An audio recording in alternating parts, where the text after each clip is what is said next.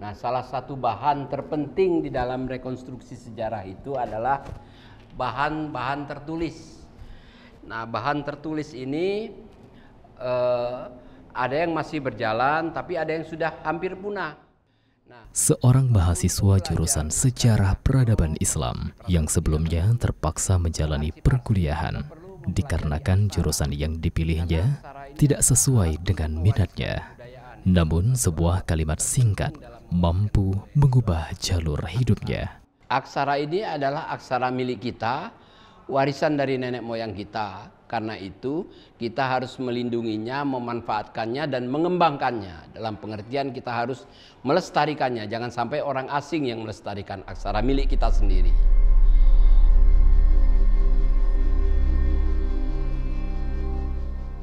Sejak saat itu, Nuzulur Ramadana, mahasiswa semester 4 pada tahun 2016, mulai tertarik untuk lebih mengenal warisan budaya aksara Ulu dan menjadikannya sebagai bahan penelitian tugas akhir pendidikan strata 1. Aksara Ulu dipergunakan dalam tradisi tulis surat Ulu di Sumatera Selatan.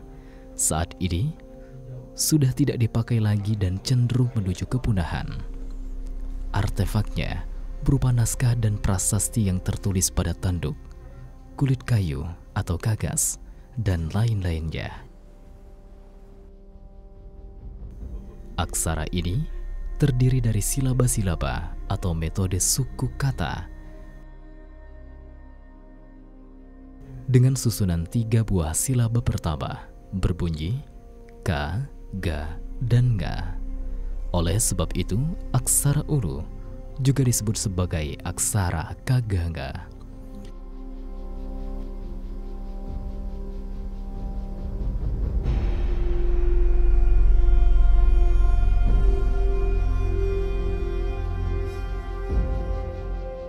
Minimnya pilihan manuskrip Ulu yang ada di Museum Bala Putra Dewa mengharuskan Nuzulur Ramadana, atau yang lebih akrab disapa Dona, mencari data hingga ke Perpustakaan Nasional di Jakarta. Terima kasih, Mas.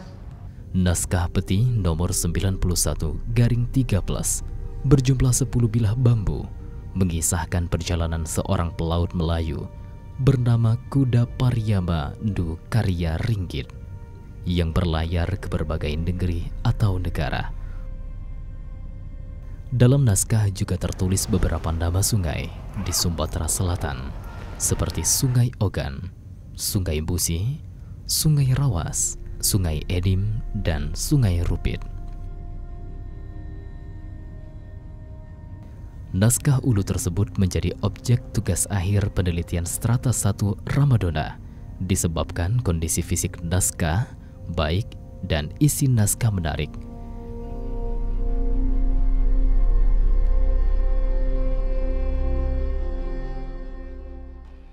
Penelusuran aksara Ulu Sumatera Selatan sebelumnya sudah dilakukan oleh sosok Ahmad Rapani Igama. Ketekunannya dalam menggali dan memperkenalkan kembali naskah kuno berhasil membuatnya meraih anugerah kebudayaan kategori pelestari di tahun 2016. Sudah, Pak. Alhamdulillah. Oh ya, alhamdulillah ya. Sosok inilah yang menjadi mentor Dona untuk mempelajari dan meneliti aksara Ulu. Ya. Jadi Dona sebaiknya lanjutkan saja inventarisasi naskah-naskah kuno yang ada di masyarakat ya. Baik, Pak. Mungkin bisa bekerja sama dengan instansi pemerintah terkait seperti Dinas Kebudayaan dan Pariwisata untuk melakukan inventarisasi dan penelitian naskah-naskah kuno yang beraksara Ulu di seluruh wilayah Sumatera Selatan. Baik, Pak. Ya. Siap, Pak. Awalnya begini, jadi aksara ini naskah kuno ini salah satu tipologi pemakainya adalah ahli waris keluarga dan itu dijadikan keramat oleh keluarga. Dan karena dia keramat sehingga tidak pernah dibuka sampai akhirnya tidak pernah ada yang bisa membaca dan memahami isinya. Dan itu terus dijadikan keramat. Sehingga kadang-kadang ada yang kita ingin membukanya harus potong ayam hitam dan sebagainya. Untuk memahami identitas kita masa lalu, maka kita perlu membaca naskah-naskah tinggalan atau artefak-artefak tinggalan dari nenek moyang kita, tentang pengobatan dan seterusnya. Nah, itu untuk membaca naskah-naskah tinggalan itu kan kita perlu belajar aksara. Jadi itu tujuannya tercapai, sekarang ada Dona, saya bersyukur itu. Anak muda yang sangat antusias dan sangat luar biasa dalam upaya merawat peninggalan kita yang berkaitan dengan aksara Ulu.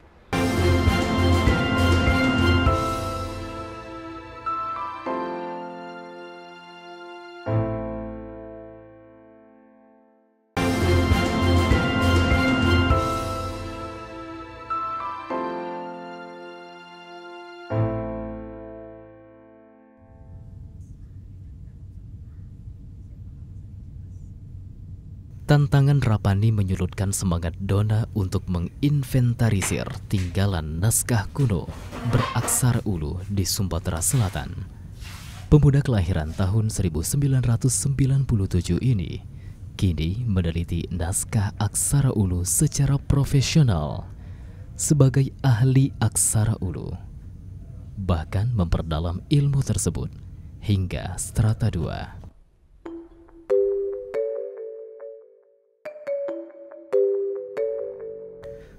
Pencarian pertama dimulai dari Kabupaten Penukal Abab Lematang Ilir atau Pali, tepatnya di Desa Tempirai Selatan, 85 km dari kota Palembang.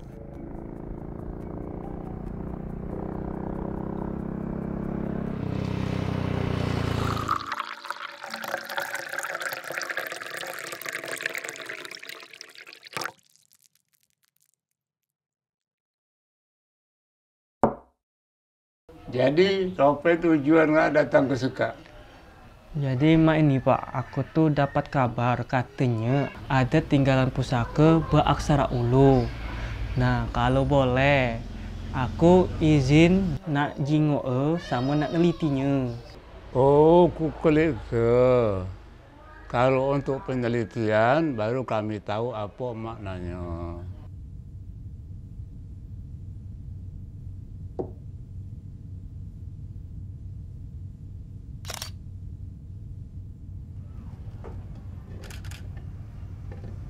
Jadi masyarakat belum tahu Pak ya kalau ada tinggalan tanduk ini Pak, pusaka ya Pak. Manuskrip berupa tulisan aksara Ulu pada tanduk kerbau ini dimiliki oleh Muhammad Isa, generasi ke-31 yang mewarisi naskah Ulu dari leluhurnya. Atau ada tradisi budaya ketika pusaka ini, seperti ada beberapa daerah itu Muhammad Isa menganggap manuskrip ini sebagai warisan leluhur yang sangat berharga dan harus dijaga, sekalipun ia tidak tahu makna tulisan yang ada pada tanduk kerbau tersebut. Ini surat. Kemungkinan teks naskah menceritakan batas-batas wilayah karena terdapat nama-nama tempat seperti Sungai Muara Limau dan Sungai Jene. Sampai saat ini tempat tersebut masih ada.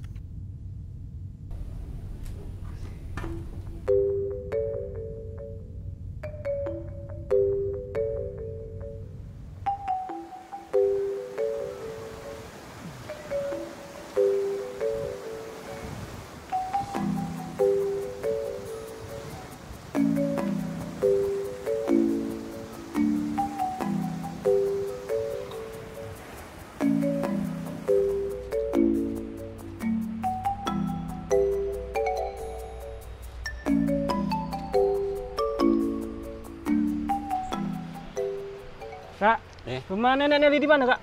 Di dekat perpus di tengah situ. Oh, makasih Kak ya. Tidak sebuah pemilik naskah beraksara Ulu menyambut hangat kedatangan Dona. Beberapa di antara mereka menolak untuk menunjukkan lembaran-lembaran naskah yang dimilikinya kepada orang asing. Assalamualaikum. Salam, siapa dia? Ngapa? Benar rumah Nenek Neli? Jelah, nak tahu apa khabar? Nak jingok naskah, nak nelitinya. Udah dia penelitian kapo, balik lagi.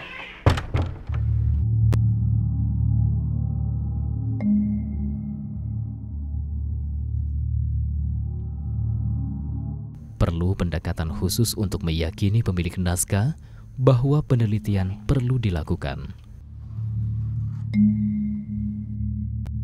Diawali dengan ritual memandikan benda pusaka dengan air kembang 9 warna yang dicampur air kelapa muda, ditambah makanan-makanan tertentu berupa bubur merah dan apem.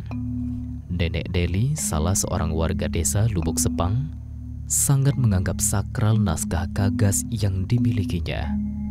Bahkan untuk membukanya perlu ritual tertentu dan dibuka 1 kali setahun setiap tanggal 1 Muharram. Inilah ketinggalan leluhur kita zaman dulu. Nyampe dengan kamu. Peliharalah dengan bagus ya.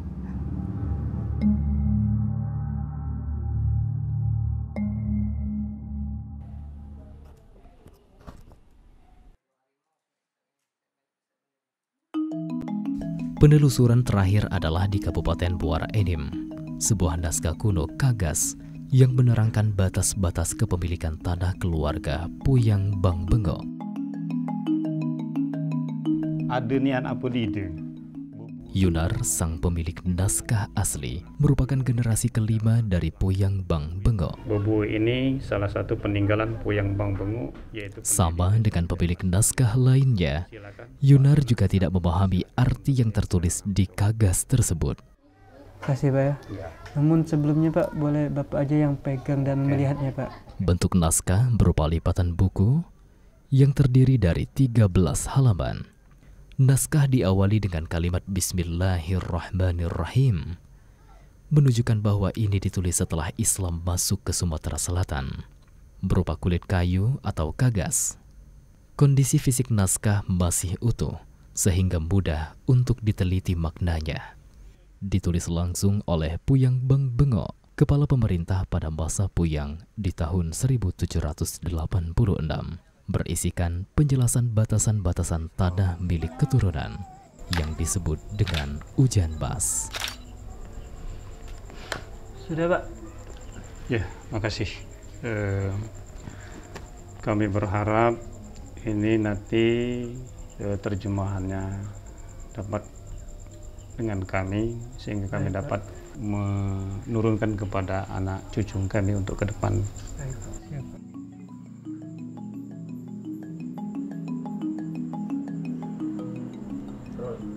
Kami butuh pendampingan untuk merawat daripada naskah kuno ini. Jadi selama ini dirawat dengan cara saya, dengan keterbatasan saya. Kami sangat mengharapkan naskah kuno ini nanti dapat dipelajari sama-sama di tengah kehidupan masyarakat dan generasi yang akan datang.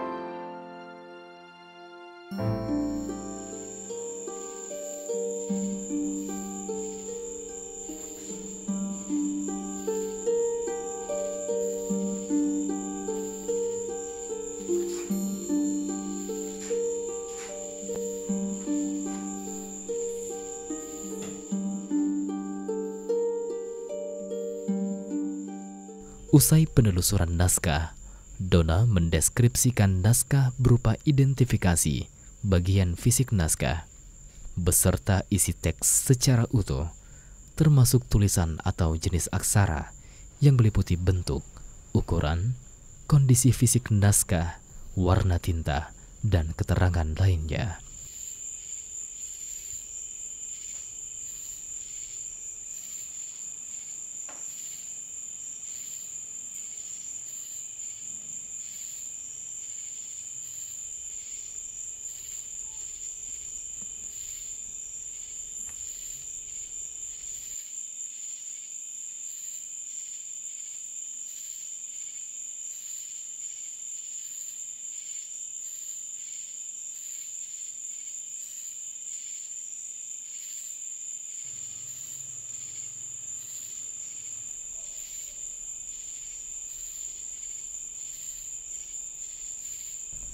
melakukan penyalinan aksara pada naskah ke kertas. Tujuannya untuk memilah beberapa aksara yang tidak jelas. Selanjutnya, proses transliterasi aksara pada naskah. Memindahkan aksara pada naskah kuno ke aksara Latin. Berikutnya, menerjemahkan bahasa pada naskah kuno ke bahasa Indonesia.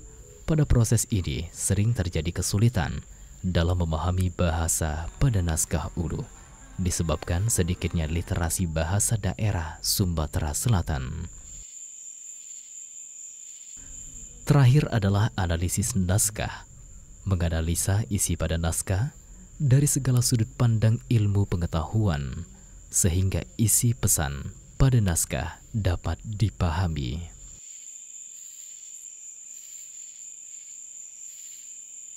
Saya tertarik belajar aksara Ulu pada tahun 2016 pada saat kuliah semester 4 ada mata kuliahnya aksara Ulu. Di situ pertama kali saya kenal aksara asli khas daerah Sumatera Selatan. Pekerjaan yang saya lakukan dalam pendataan naskah kuno aksara Ulu baru sebatas transliterasi aksara. Dari perjalanan pendataan naskah kuno sangat disayangkan. Banyak masyarakat di daerah Sumatera Selatan hanya menyimpan naskah kuno tersebut sebagai sesuatu yang pusaka, suci atau sakral. Dan banyak mereka yang tidak mengetahui isinya. Saya harap pendataan yang saya lakukan bisa memberikan sebuah informasi kepada masyarakat. Perlu dilakukan perawatan naskah kuno tersebut agar naskah-naskah kuno tersebut tersimpan dan terjaga dengan baik. Naskah yang ditemukan tidak mencantumkan tahun pembuatan dan nama penulisnya.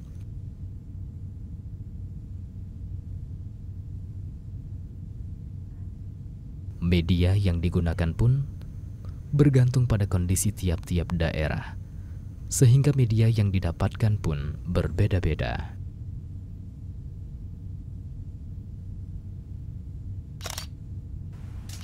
Manuskrip di Sumatera Selatan diperkirakan sekitar 300 sampai 400 tahun yang lalu. Ada dua perkiraan. Yang pertama tadi lewat analisis carbon dating yang pertama. Jadi itu dengan yang naskah yang sejaman dengan itu. Dari situ didapat hasil sekitar 300 hingga 400 tahun yang lalu. Yang kedua adalah melihat isi. Nah, yang melihat isi ini ada dua juga kemungkinan. Yang pertama, ketika isinya menyangkut tentang nama-nama yang disebutkan dalam Islam. Yang kedua, terkait dengan kalau dia tidak menyebut Islam sendiri di sana, berarti dia lebih tua lagi daripada Islam itu sendiri.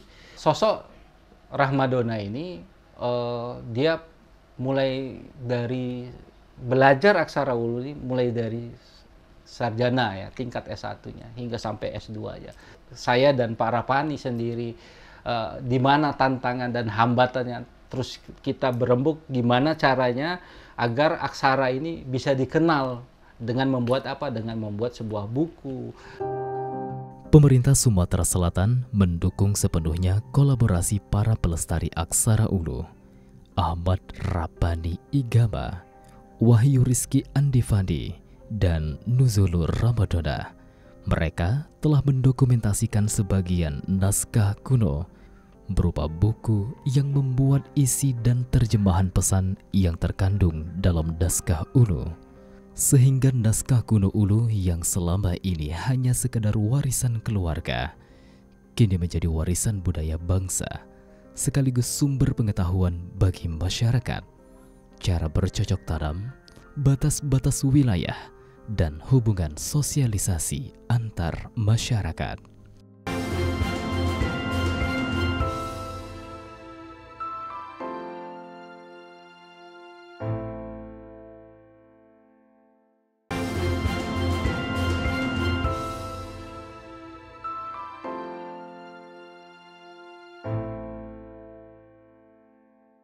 Bagaimana lah biar bisa dikenal oleh masyarakat gitu. Ke kota-kota yang dulu ya. Oke. Inilah desain-desainnya, desain baju lagi. Ya. Mana bagusnya desain baju? Bentuk-bentuk ampera kali ya. Mungkin bagus Kak kalau untuk bentuk-bentuk ampera kan Iya. sesuai dengan daerah itu. Ikon Palembang. Saat ini, Dona pun mencoba mengembangkan aksara ulu menjadi warisan budaya bernilai ekonomi dengan membentuk komunitas pecinta aksara ulu yang beranggotakan anak-anak muda asal Sumatera Selatan. Kegiatan yang dilakukan meliputi pengenalan aksara ulu melalui industri kreatif dengan mendesain kaos yang dikombinasikan dengan aksara ulu dan ikon khas kota Palembang, jembatan Ampera, serta membuat name tag bertuliskan aksara ulu. Adit, Ya? jangan lupa kayak 2:1 kayak. Oh, 2:1. Iya, Ya, siap. mesinnya kayak. Anu banget. Huruf P dulu, Pak. Berapa kayak bergerak? Oh, bentar.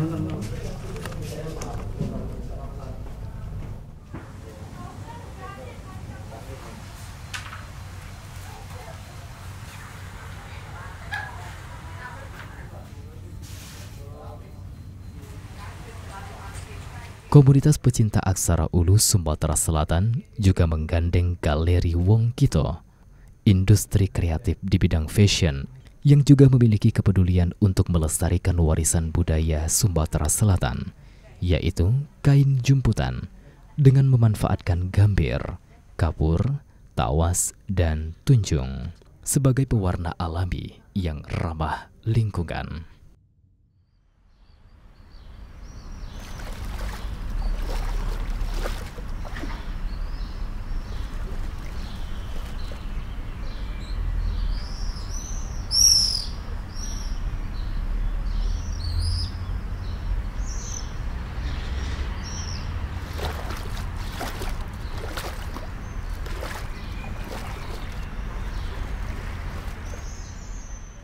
Saya sangat senang dengan kehadirannya tim Aksara Ulu datang berkolaborasi dengan Galeri Wong Kito hingga menambah inovasi baru lagi bagi produk-produk kami, khususnya untuk kita sama-sama melestarikan peninggalan daripada leluhur kita. Siapa lagi yang akan meneruskannya kalau bukan kita-kita? Ya, saya melihat sosok Dona itu kan sangat senang ya, karena dia seorang pemuda yang dia pengen gitu melestarikan bagaimana siapa lagi gitu kalau bukan anak-anak muda ini untuk melestarikan daripada peninggalan nenek moyang kita gitu kan. Kolaborasi ini menghasilkan produk kain jumputan dengan motif aksara ulu, melahirkan karya seni kain dengan warna-warna bumi yang mengagungkan warisan leluhur. Di tangan para pelestari budaya, naskah ulu bukan hanya tinggalan semata. Aksara ulu punah dalam penggunaannya, namun abadi dalam karya-karya anak bangsa.